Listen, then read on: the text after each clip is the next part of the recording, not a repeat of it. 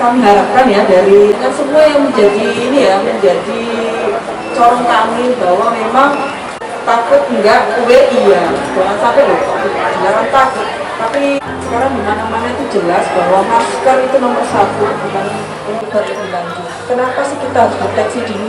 Sudah banyak sumber daya kita terus, dan jangan bosan mengingatkan masyarakat.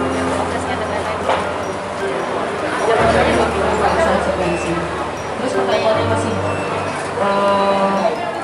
masker yang benar-benar viable dan fit untuk melindungi.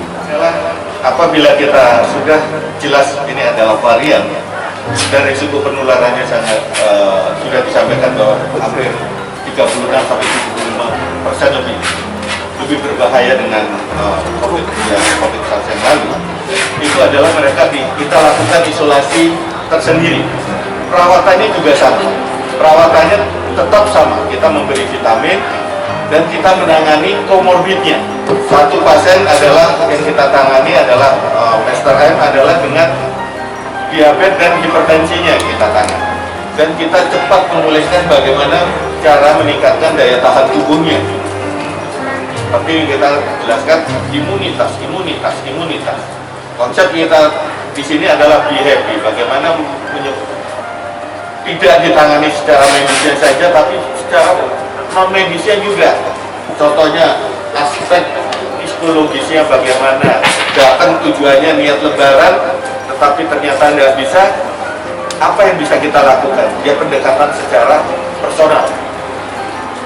Kita psikiater juga ada di sini, teman-teman psikologi juga ada, sehingga penanganannya ini secara holistik semuanya, sehingga pasien segera pulih. Tetapi tetap kita protokol di sini. Panduan klinis kita di sini adalah 14 hari disertai hasil PCR negatif 2 kali. Semua itu tergantung daripada klinis dan laboratoris yang menentukan pasien ini pulang dengan kondisi yang baik, sehingga harapan kita tidak ada penyebaran di masyarakat. Setelah lebaran memang kita siapkan, yang kita takutkan adalah 14 hari setelah lebaran ini.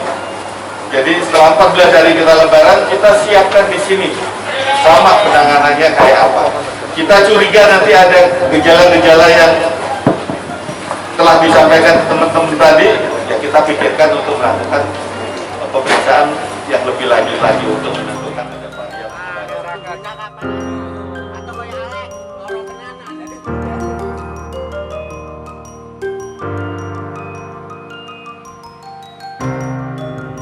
Babin Kamtibmas Monicik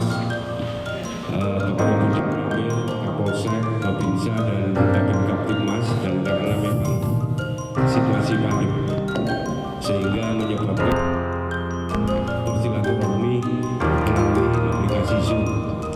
Mohon izin kembali, dan kemudian di Kecamatan Gubeng menindak protokol kesehatan. Di sini ada beberapa sebab mungkin yang saudara dan seluruh asisten yang saya hormati, seluruh kepala APD yang hadir pada hari ini, yang saya hormati seluruh jamaah lurah Surabaya, Bapak Ibu beserta meminta tambahan vaksin ke provinsi yang untuk di luar Surabaya. Ini yang harus kita ambil, karena saya tidak ingin warga Surabaya tertularnya bukan karena orang Surabaya, tapi karena berjualan di kota Surabaya. Ini yang harus kita jaga. Dan saya juga menuntut bahwa ekonomi harus naik, karena kita 7% begitu kan, harapan kita di tahun kuartal kedua di tahun 2021. Tetapi dengan naiknya ekonomi ini, COVID-nya jangan naik. Secara otomatis berarti harus ada protokol kesehatan dan vaksin, sehingga pengarahan sama camat, lurah dengan tadi insya Allah dihadiri dan Ramil, Kapolsek, itu saya sampaikan bahwa lurah dan camat ini harus menguatkan peranan dari Satgas Covid di masing-masing RT. Kalau ada yang kena ketika di tracing, maka yang di tracing ini tidak boleh keluar rumah sampai dengan hasil swabnya itu negatif. sebelum hasil swabnya keluar dia tidak boleh keluar rumah dan semuanya akan ditanggung oleh pemerintah. Yang kedua terkait dengan pemberian vaksin, saya sampaikan sesuai dengan arahan gubernur kemarin, semakin cepat vaksin itu dihabiskan atau disuntikkan, maka semakin banyak kita akan turun diberikan lagi. Karena itu kecepatan vaksin ini yang kita tadi koordinasikan. Karena apa? Masih ada sekitar 50.000 lansia di kota Surabaya, meskipun kita jumlahnya banyak ya, sudah berhasil kalau di tingkat provinsi kita yang pertama lah. Tapi kan masih ada 50.000 lansia yang belum. Ini adalah beliau-beliau ini adalah rentan terhadap COVID-19. Sehingga saya minta Pak Lurah, Pak Camat untuk mendatangi, memberikan penjelasan bahwa pemberian vaksin ini itu tidak membahayakan, tapi memberikan dampak agar beliau ini tidak lagi rentan terhadap COVID-19 untuk pencegahan. Terkait juga nanti yang turun kepada pelayanan publik, saya katakan semua orang yang ada di Surabaya yang melakukan pelayanan publik itu harus diberikan vaksin terlebih dahulu. Siapa itu? Bisa jadi yang punya toko kelontong, bisa jadi mohon maaf yang jualan bakso, dia keliling kan. Kalau orang ini sakit kan semuanya sakit, meskipun dia bukan orang Surabaya tapi kos nang Surabaya, dodol bakso. Nah ini harus tahu semua ini, artinya ini yang kita harus sikat hajar dulu dengan vaksin. Karena apa? Dia keliling.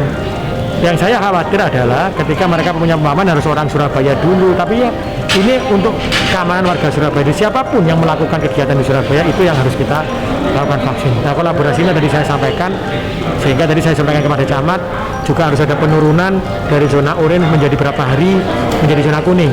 Zona kuning menjadi berapa hari menjadi zona hijau. Karena apa? Karena insya Allah saya minta camat sebagai dan lurah sebagai pemimpin wilayah itu bisa melakukan inovasi untuk mengurangi posisi ini sehingga bisa berbeda-beda. Sehebat apapun manusia itu berusaha, sehebat apapun manusia itu berikhtiar, maka doa itulah yang mustajabah. Karena tanpa ridhonya Gusti Allah tidak mungkin kita bisa menyelesaikan COVID ini. Untuk meraih ridhonya Gusti Allah, saya nyuwun tolong tadi kepada seluruh camat, seluruh lurah, karena kan sebagai pemimpin kan doanya mustajabah. Saya minta bisa khataman Quran setiap hari. Kalau yang Muslim, kalau yang agama Kristen bisa berdoa dengan keyakinan Kristennya, agama Buddha juga begitu, Hindu juga begitu, semuanya. Sehingga apa? Ketika ikhtiar kita beriringan bersama dengan doa, saya yakin insya Allah sudah akan segera berakhir COVID-nya. Tapi kalau tidak beriringan antara doa dengan ikhtiar, maka semua ikhtiar kita lakukan akan sia-sia.